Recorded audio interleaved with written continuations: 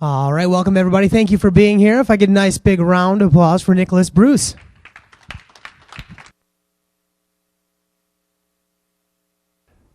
Thank you for joining me this morning. I will talk this morning about the way we monitor our infrastructure at Tumogul. Our infrastructure is heavily cloud-based, so I think there is some interesting stuff going on. So I will quickly intro my company and explain what are some of our challenges, what is our environment, all the stack we are using, what is the cloud environment, and how we use Amazon. I will talk about how we automate our monitoring and keep it efficient, and how we make efficient on-call rotation, because I think when you have like growing team, it's a real challenge. Just for the quick story, I joined Tumogul 4.5 years ago, and I still have my strong French accent. And we were something like 7 or 8 people. Now we are like 150 people, so you can imagine the growth and the challenge to scale the server, but also the work with the team. And I think both have their one challenge. Then I will talk how we make our monitoring efficient and what is next. So quickly, Tumogul got founded in 2006. It was formerly a video distribution and analytics platform. Now Tumogul is heavily focused on video marketing and advertisement. I will skip all the speech, but it's really what makes our business and all our nights sometimes difficult. So what are our challenges? Right now we monitor between 700 to 1,000 servers.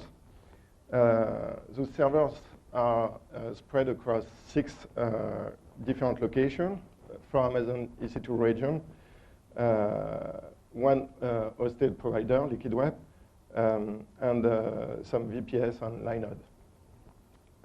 We have little monitoring resources. We have like 6 servers spread everywhere to monitor all that. We are collecting over 100,000 metrics. We monitor over 20,000 services with Nagios, and we do multiple billions of HTTP queries a day. So it's a lot of it. All those HTTP queries need to be responded in less than 100 milliseconds. For us, not responding in time to this traffic will mean like loss of business opportunity, but in some worst case, it also means like we could overspend. When someone buy a campaign and we have to deliver their ads, they pay for a specific budget, and we can't go over. And if we don't get the information fast enough, we may start to spend more than what is expected. And so it comes from our pocket.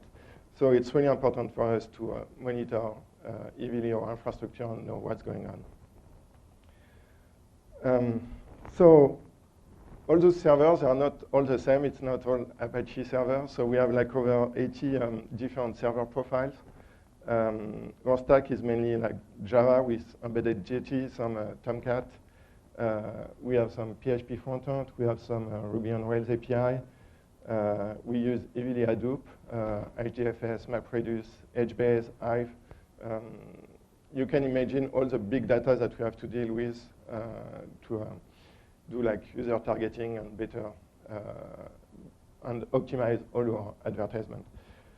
We use Couchbase, MySQL, and a bunch of other tools I didn't list there, but that's the bulk of it here. Our monitoring use Nagios. We use heavily NSCA. Passive monitoring for us has been a huge win to save like resources. We graph with Ganglia, and recently we added SFlow, and we use also Graphite. I will talk more about all that later. And we use Puppet as a configuration management tool. So if you don't know Amazon, so it's a cloud provider. It's the biggest one, I would say. We use it since probably 4 years now. and it has been our default cloud provider so far. Amazon has different data centers everywhere in the world. They have this terminology of region and availability zone. Region will be US East, US West, or Europe. And in each of those regions, you will have like different data centers which will be called like availability zone. So we use multiple availability zone, multiple region, and we try to improve on or high availability this way to, if there is a power outage like they got on, in Ashburn, I think end of June, the whole data center wasn't available for a couple of hours because of a thunderstorm or something like that. Anyway, we need to be able to fail over on different availability zones to be able to switch to different regions if we need to. So we are working heavily on this kind of features. So we use Amazon EC2, SDB, SQS, EMR, R3, a lot of other things. We don't use ELB. ELB is a load balancing solution from Amazon. We can't use that for a simple reason, is that there is a really slow ramp up in Amazon ELB. And we do advertisement, we have a lot of traffic spike. We can go from like, on one load balancer from 200 requests per second to 2,000 requests per second. And when it's at the size of a cluster, it can mean a lot. And Amazon has a hard time to scale that. There is a solution where you can like pre-warn like your load balancing cluster and things like that. The other problem is that you don't have log. And we need to know what's going on. We need to know if like we have a wrong routing rule somewhere, if we have traffic not going to the wrong load balancer or the wrong the good pool of servers. So we like to know what's going on. We need logs. So it's why we end up using like round-robin DNS and HA proxy cluster, which work quite well for us. It has its own limitation, and we are working on that. I will talk about it further at the end. We use heavily EC2 tags, and you have an example of what it can give us. All our tools, API, use all our tools use the Amazon EC2 API, and we heavily rely on all the tags we set. So when we start an instance, we'll set a tag for the host name, for the Nagios host, it should report the profile we use to start this instance.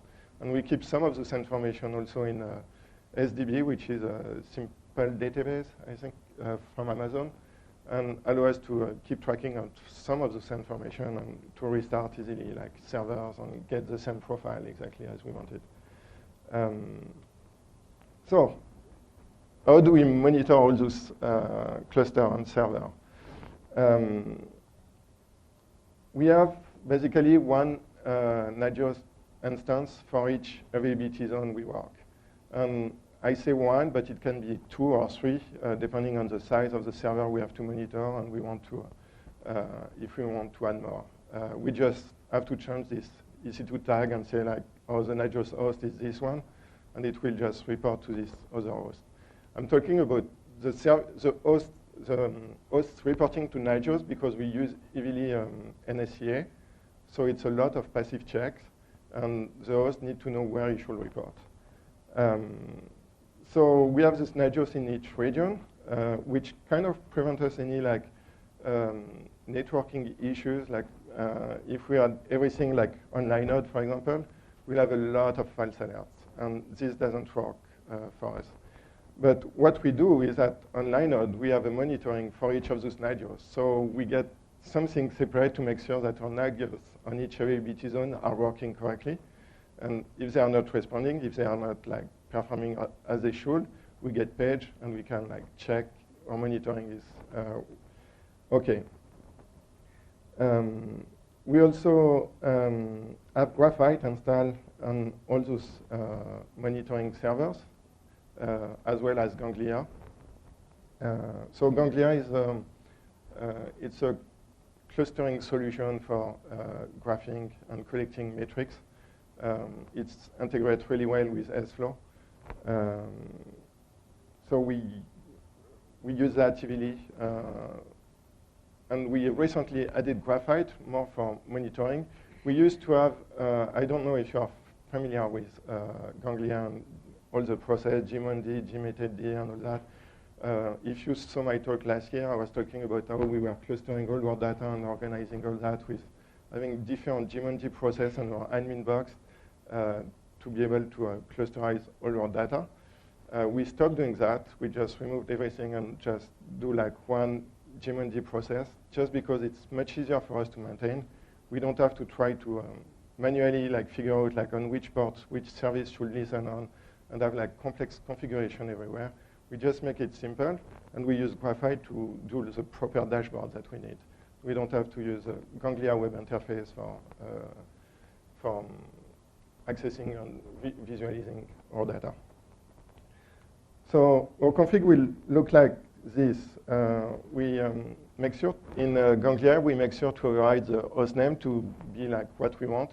We don't want any Amazon reverse lookup domain. We don't want any like FQDN or thing like that, because Graphite don't like name with dot. So we just make sure to take the host name, and I will show, I think I have a slide where I show what it looks like, but it really allows us to dig inside our data easily per region, per availability zone, then per admin box, and we can look at each host and all that. So we use this small template in Puppet where we can configure everything based on the host name, the EC2 tag that we define, and things like that. So nothing complex here. We configure sflow the same way. So some hosts will start with host sflow, some other will be configured with Ganglia. It really depends on which services we are running. So depending on the case, we will use one or the other. Most of our hosts right now are still in Ganglia. So how we configure on Nagios, we heavily use regex matching. I will show an example of configuration. For us, it really makes our life much easier on how we can automatically create new config and start up host. We are in a cloud, so in the cloud, you start host, you shut down host frequently.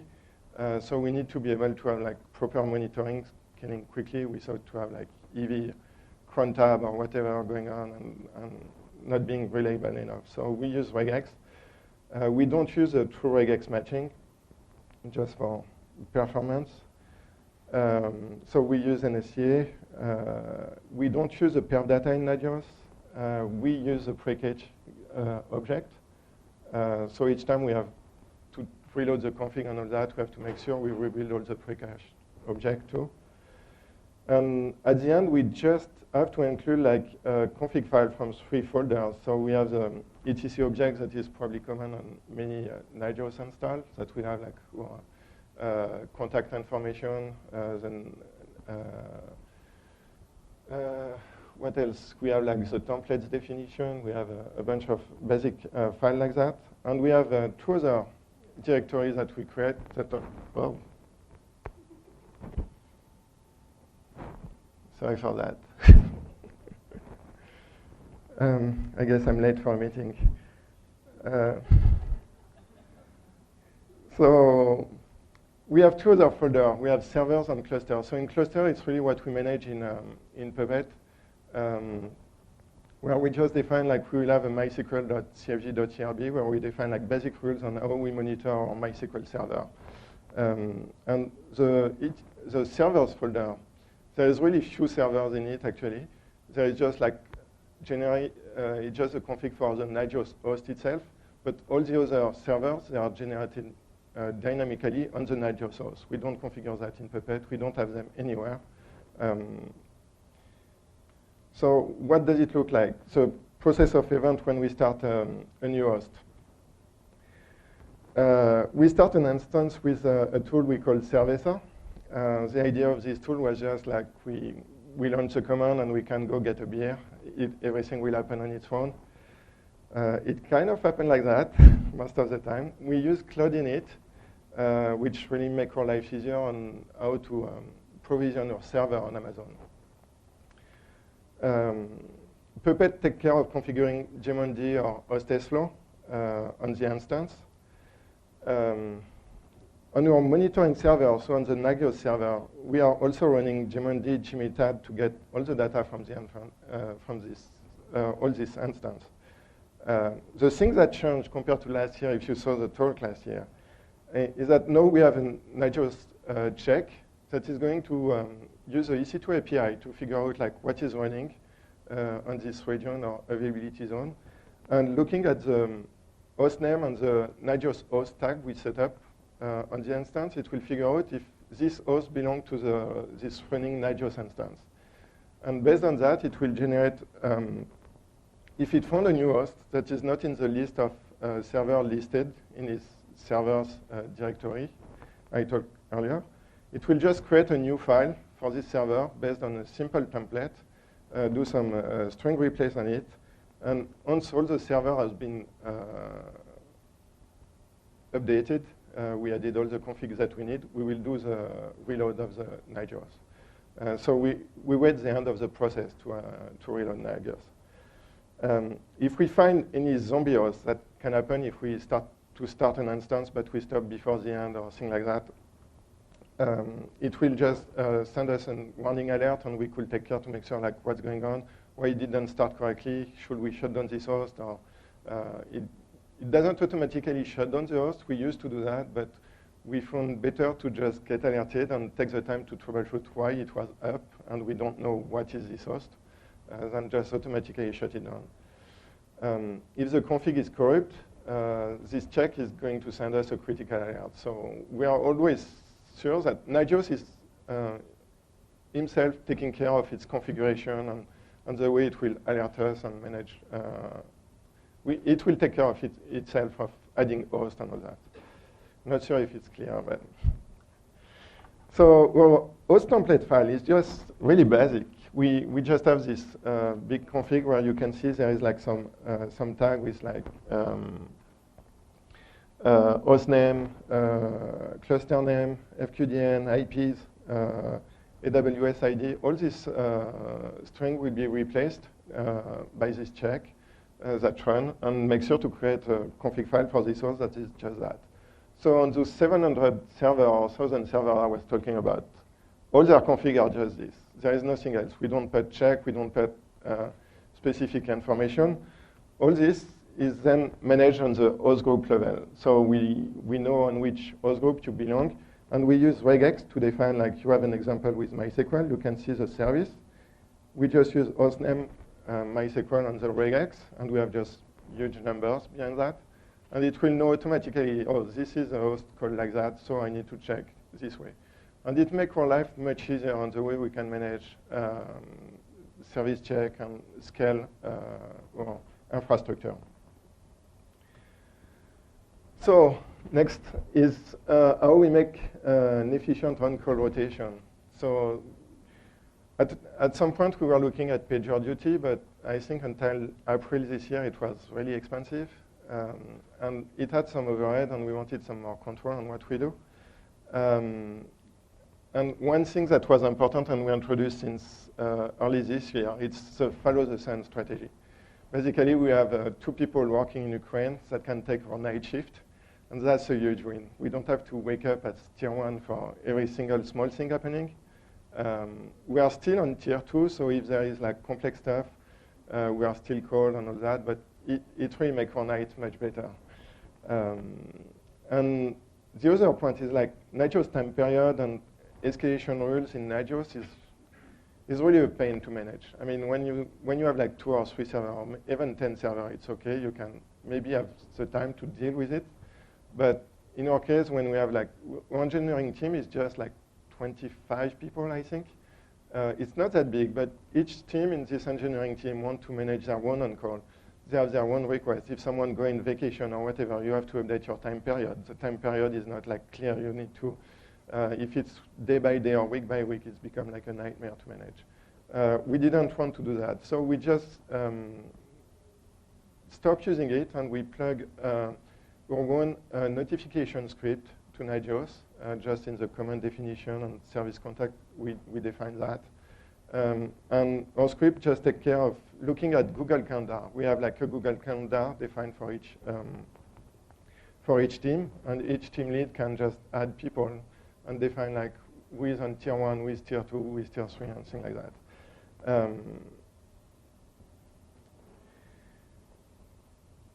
Yeah, so we handle multiple tiers, and there is an infinite level of tier.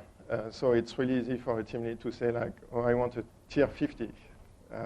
That's possible, and we don't have to change all our config file again and again.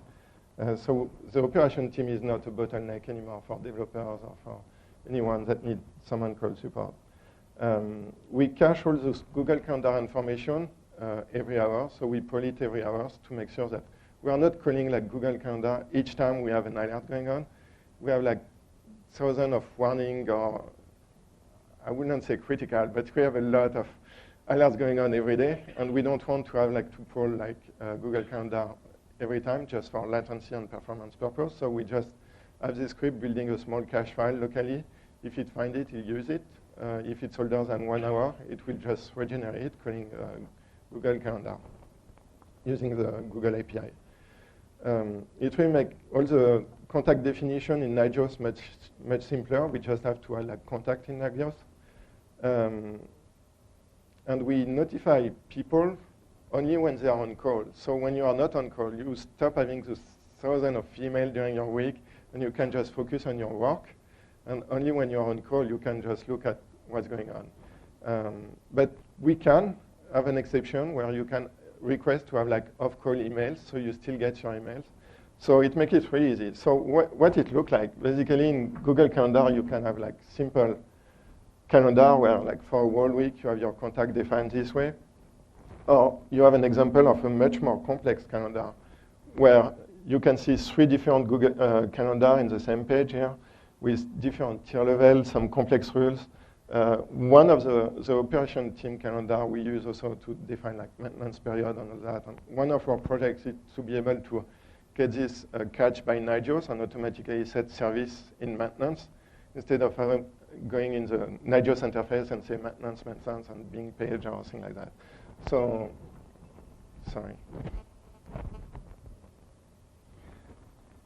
So all this make our life much easier. So what does it mean, a simple contact definition? Well, in Nagios, we just have, sorry, I should say Nagios. We just have a contact defined this way with basic contact name, the template we use, the pager number, the Google Calendar ID we use. So we have this kind of macro we added, and it's what we pass to the notification script where we say like, oh, okay, this contact belongs to this Google Calendar. And I could be in a different Google Calendar. We also have ability, so we define like a regex filter, a tier filter, which is what we will look for in Google Calendar. So if it finds like the tier 1 is NB, so that will be me, so it will know I'm the tier 1 and I have to be page or thing like that. And we can define like different interval for different tier levels. So if we say like, okay, tier 3, that means like 30 minutes after the last tier has been page, I should page tier 3. And there is this option where we can define like off-call email or not. So at one point we are looking for some solution where we can have like any engineer being able to manage their contact and their information this way through a web interface or something, so we don't have to manage it. In some way, I think me and my team, we just become lazy. We don't want to do all these annoying tasks, so we want to give them the tools so they can do it for themselves. But I believe it's the right approach. So having all that is really cool because it allows us to have like also a web page where we know like who is on call. It's a basic web page, nothing fancy, made by an engineer. So it makes it much easier for someone who would get like page at night, don't know what's going on. When you start to have like large team with on-call rotation, you don't have one unique phone number or whatever. Who should you call? You never know. You always try to call like who you know the best or something like that. It doesn't work. So you never have sleep. So we have this page that clearly say like who is on call at this right moment. So it's really helpful. But at night or even during day, people are also lazy and don't even want to look at this page. So we also put the information in the notification. So when you get a page, by email you have the full information. When it's a paging, you just have the tier 1 information, which generally is enough. But there is no more excuse to say, I don't know who to call. We have it everywhere, and it's worked quite well so far. One thing we do is that we have a good on-call rotation, but we don't like to be page for everything. We manage clusters. If you have like 50 web servers and you have one going down, it's probably not that bad. So, or even if it just goes slower or something like that, you may not want to be paged for that. So what we do in most cases, we disable notification for every service, for every host. But we set up cluster check. So it's a small script we also built that look at, it just parses the Nagios status file to see what's going on. And it will check the whole service and see, like, depending, there is some default threshold. I will show the other, I will have another example later, but you can set different thresholds. There is different parameters you can have. By default here, I think it's like if 30% of the cluster have nodes having a ping failing or going critical or running, we'll get a cluster check failing, and we'll get notification for this one. So this reduces considerably the amount of emails and false alert we can get.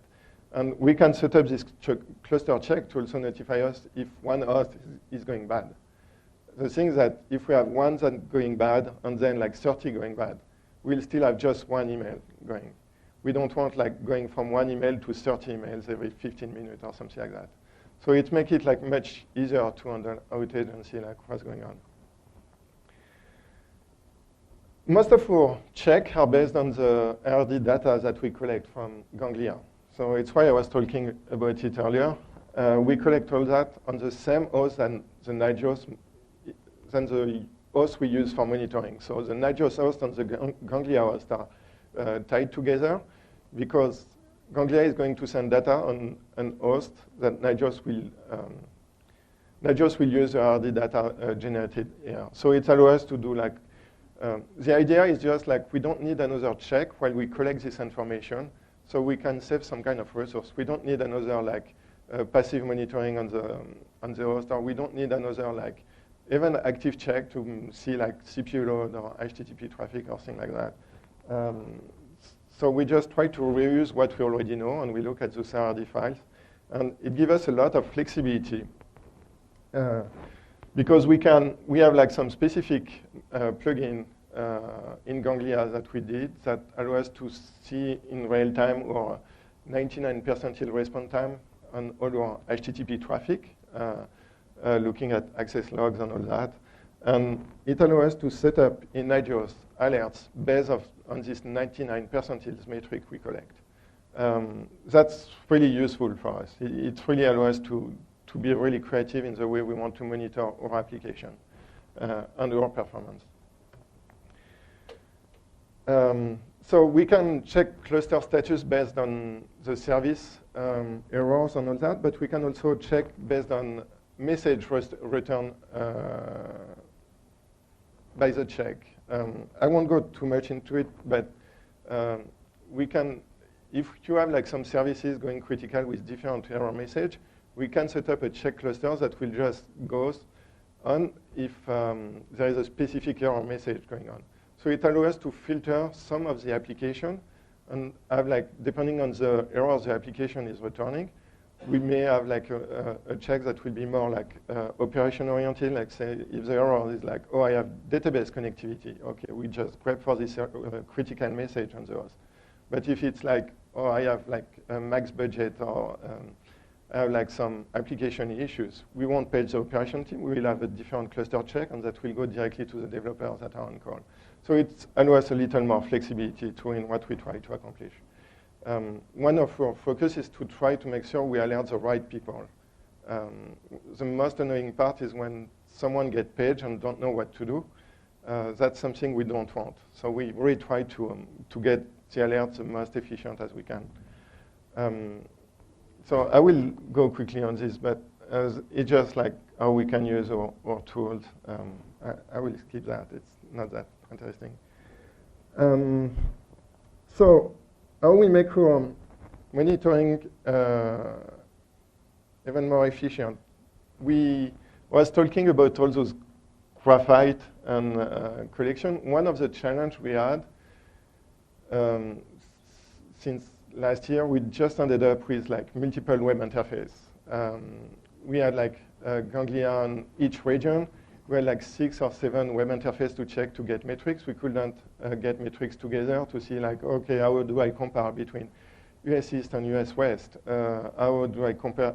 All those stuff were very difficult to do and hard to manage. Now we use graphite with federated storage. It has been a big win for us because we have one place, one interface where we can get all our data. We don't async all the RD files. We just configure this graphite instance to pull metrics directly from each other graphite we have in each region. That allows us to close to real-time graph. This is an example actually from Wednesday where I missed the keynote because of this big gap here. What is good with that is that it allows us to catch things. All our Nagios alerts were fine. Nothing was going off. Nothing was done. Everything was going well. Everything up. But we had a big drop of traffic. And none of our alert was able to catch that at this point. Every service was running fine. Everything was going fine. The thing is that we stopped delivering bidding on some ads and we stopped winning. And so we were not having traffic coming because we were not displaying ads anymore. That's the quick explanation on what's happened. But so because of this graph, we were able to see quickly like, okay, it's happening everywhere in the same time. So we were able to spot quickly what was going on and to understand like how to fix it. The fix was not that easy, but finding the problem was much easier than it looks. So it's bringing me to what's next. I hope I didn't go too fast on all those stuff, but so what's next is really we need trending alerts. We want to be able to get an alert when we have those big drops. We want to be able to detect like, I guess it's the same problem with for everyone when you start to have like disk filling up. You don't want to be alerted because it's full. You want to be alerted like when it's growing faster than usual, when your trend is changing. So we want to get alert on that, and we start to work heavily on this. And I think we will use a lot of all those graphite information and plug that somehow in Nagios.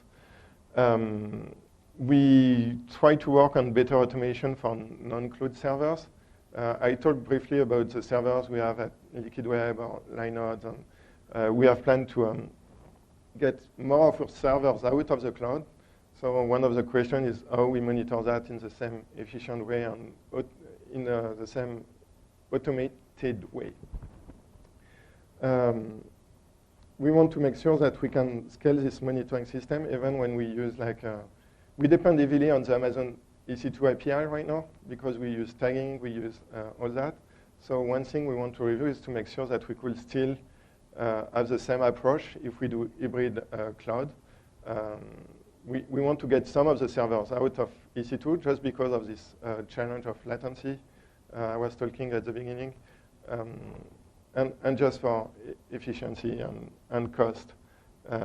So we are thinking about all this stuff. And one other big challenge we have is like we centralize all our metrics. We have graphite with federated storage, but what we are missing still is like a nice centralized Nagios interface. Right now we still have like, we start to have a web page with like, including like Nagios from everywhere, but it doesn't give us like a real tactical overview from the world.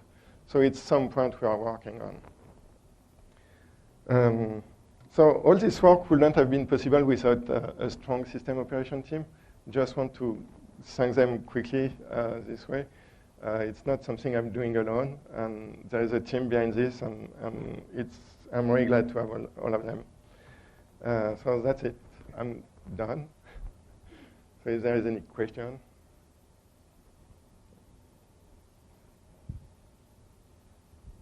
Thanks. I had a question about your check RRD. Yep. Did you say that was a custom script you wrote? Yes. You did. So does it use RRD tool and dump it and then eval? So the first version we had, it was a simple shell script that was using a RD tool, but we stopped using it because of performance issues.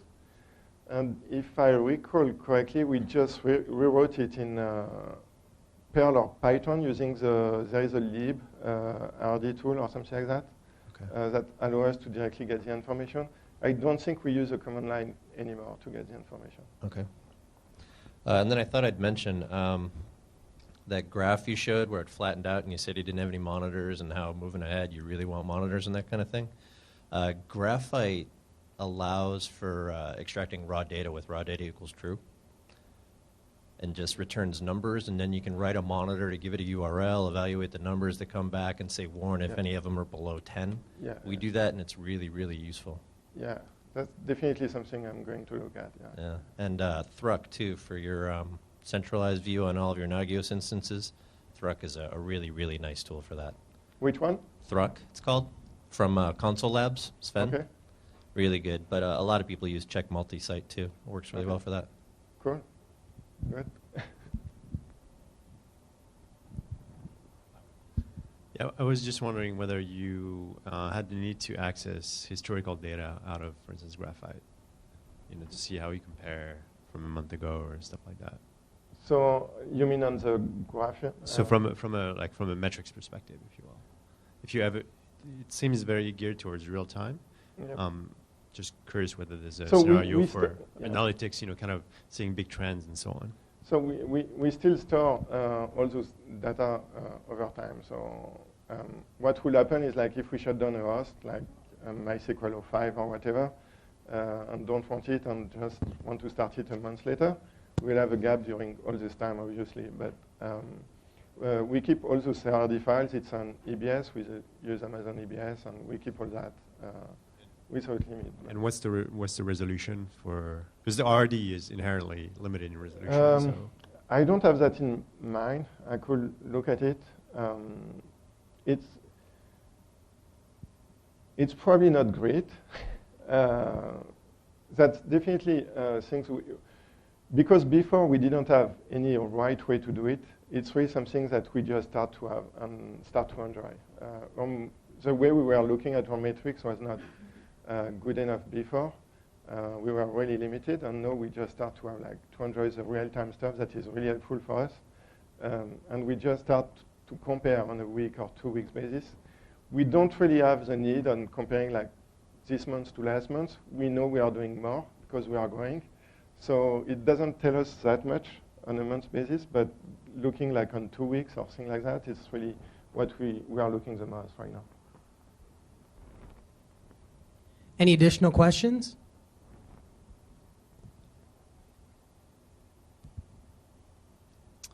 I just wanted to know what your thoughts are on this sort of more dynamic thresholding, looking at trends and that sort of thing. What are your thoughts, and how are you going to go on doing this? Well, right now it's really it's something that we are just starting to think of and looking. So I'm pretty sure we'll look at some of those graphite approach. We know that last year we were looking at CheckMK or something like that have some kind of tool, but we don't want to add overhead. We don't want to add more on our servers. We try to be cheap, and our goal is not to have more servers. We try to reduce the number of servers. So we want to do with the data we already have. We know the information, so we just have to find the right way to alert us in a smart way. I think the challenge with the training is that how we will decide what is out of the normal trend. So it's where having right historic information would help, and we should probably have some moving average algorithm or something like that. I'm not totally sure how we are going to do it, but I know we will do it soon. So Okay, good. Thank you. All right. Any other additional questions? All right, how about give a nice big round of applause one more time for Nicolas Brousse. Thank Thank you so much, Nicolas.